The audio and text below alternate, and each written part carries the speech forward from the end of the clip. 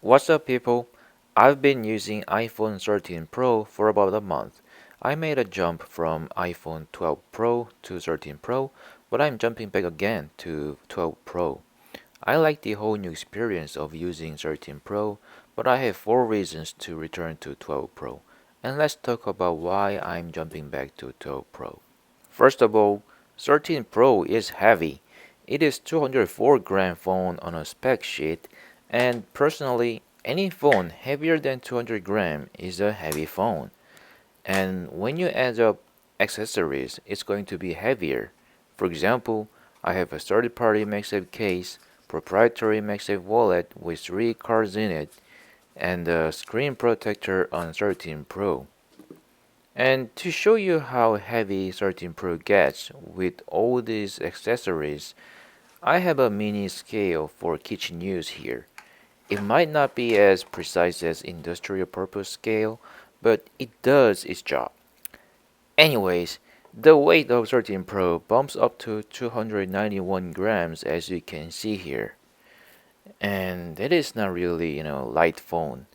On the other hand, 12 Pro with the same condition and setup, which is third-party MagSafe case and the same MagSafe wallet with 3 cards in it, and screen protector weighs 272 grams as you can see here, and it is 19 grams lighter than 13 Pro. And you might think, oh, that's only 19 grams, not a big deal, not even a 20 gram. But at this range of weight, which is between 180 to 280 gram, even 10 gram of difference makes somewhat huge difference. I eventually got used to it after a couple of days, but still, it is a heavy phone. And the next thing that made me move back to 12 Pro is the camera island. The camera module on 13 Pro is so ridiculously big and tall. It is almost twice as big as the one on 12 Pro, and since the size of these two phones are identical, the proportional size of the camera module to 13 Pro feels quite large. Also, the camera bump is a lot taller than 12 Pro. It needs a complete breakdown to know how tall the camera bump is, so let me tell you how tall it is. First, it starts with the camera island bump that contains flashlight, lidar scanner, and 3 camera lenses. Then there is the second bump for each individual circular frame that mounts lens. And each camera lens with a glass on it stands out even more than the circular frame.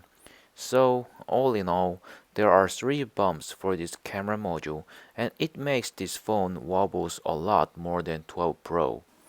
And I'm going to do a wobble test on this screen.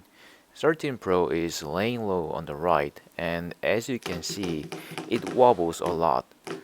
The camera bump is acting like a leverage.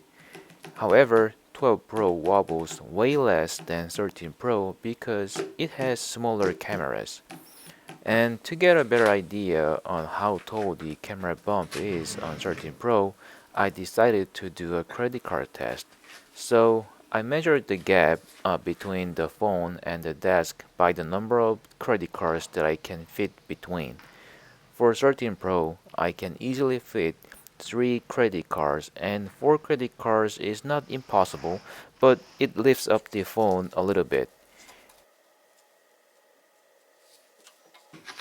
In case of 12 Pro, it already feels tight with 2 credit cards to fill the gap. If you watch this closely, you can definitely see 12 Pro is slightly lifted. In addition to huge camera bump, the shiny circular lens frame on camera module collects dust and smudges like a magnet. The camera lens is so large that it always shows smudges unless I clean it regularly. It makes me think I might not get a photo that I want to get if I don't clean it constantly. As a matter of fact, the whole camera island has glossy finish, so any smudges on it is easily noticeable. The next thing that I don't like is the new notch system. It is definitely smaller than before. However, the notch got a little bit thicker. This extra thickness covers YouTube video a tiny bit, And although the overlapping area is so minimal, just because of the fact that it overlaps, it became the bane of my existence. I don't get the idea of making a notch narrower and thicker. I wish they went away, but it didn't happen this time. Last but not least, this could be an unexpected one, and it is the promotion system. It's not that promotion on 13 Pro is garbage. Apple's new iteration of adaptive refresh rate to 13 Pro is, I have to say, awesome.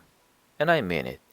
The display is super fluid and snappy, but sometimes it feels like it doesn't work in every situation, even when I'm scrolling at a fast and rapid speed. And that's not what Apple promised about their adaptive promotion. According to Apple's website, the new Super Retina XDR display with promotion can refresh from 10 to 120 times per second to match the speed of my finger as I scroll.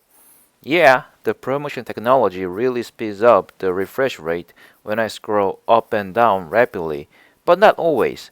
The overall promotion experience is great and super smooth, but from time to time, it feels like the adaptive refresh rate that is supposed to be matching my finger speed does not do what it is supposed to do. In Apple's defense, this maybe hinges on apps that does not support refresh rate higher than 60 Hz.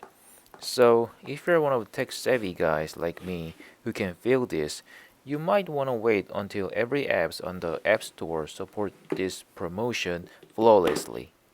These are my 4 reasons of jumping back again to 12 Pro from 13 Pro. I like 13 Pro, and I think there are lots of things to love about 13 Pro. But I cannot justify myself buying 13 Pro or keeping 13 Pro over 12 Pro due to the 4 reasons that I mentioned. And speaking of the things that I love about 13 Pro, I will do a follow-up video on why I love 13 Pro and the things that I really like.